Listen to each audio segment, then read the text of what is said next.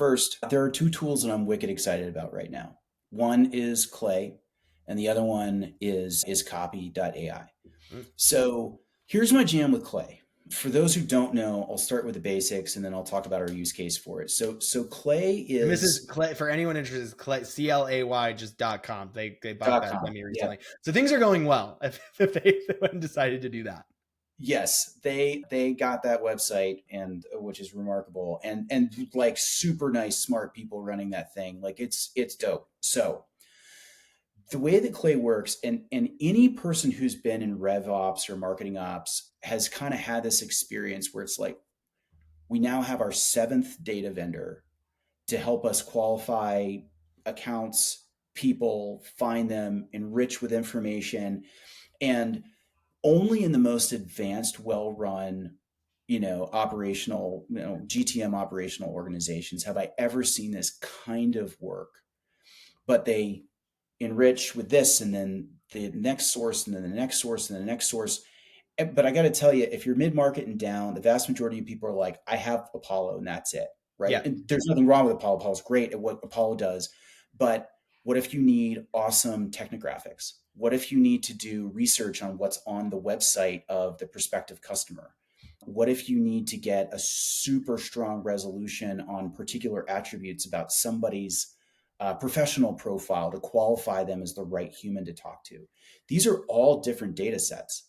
And so you don't want to move on to the second enrichment until you know that the first one is right. So you go, all right, I want to find businesses that have this much revenue, this much headcount, these industries. And now I want to enrich with technographic data from Built With.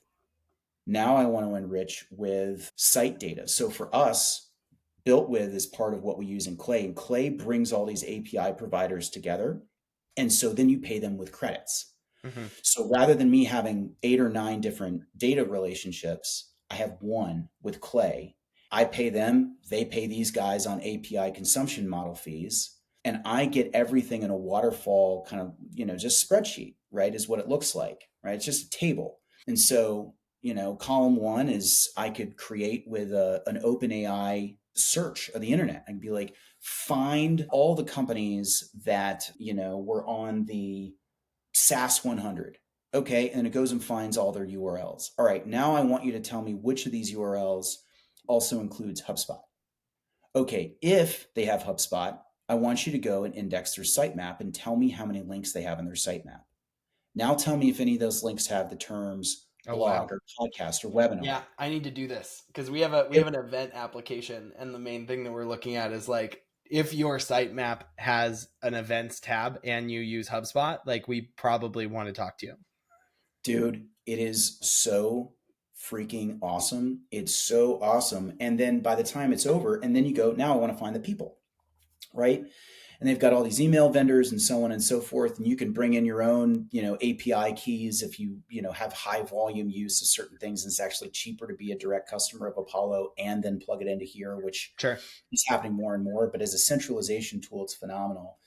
And so, that has given us a really remarkable ability to hyper qualify. It's like the thing that I love about Clay and that I think is wicked important. Look, regardless of the volume of if you're mid funnel, air traffic control can do remarkable things for you. If you're top of funnel in particular, if you're doing any cold or outbound work and you don't have a massively data enriched comprehensive understanding of your ICP, you are going to get fractional results to what you should be.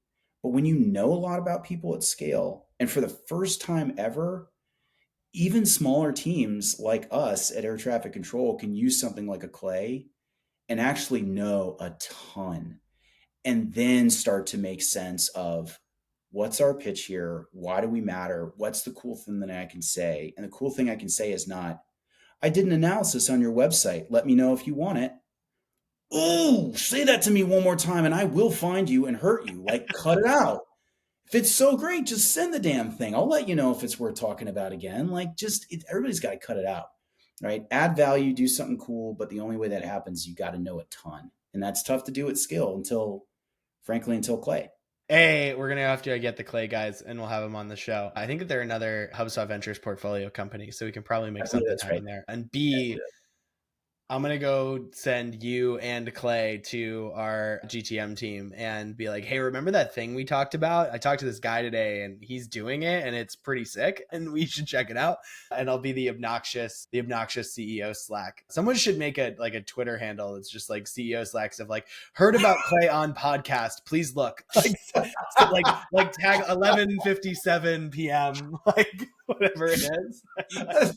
I being our product team all the time, and I'm Yeah. like, what about this really cool LLM management platform? And they're like, dude, just Just stop. Just do I'm your trying to. job.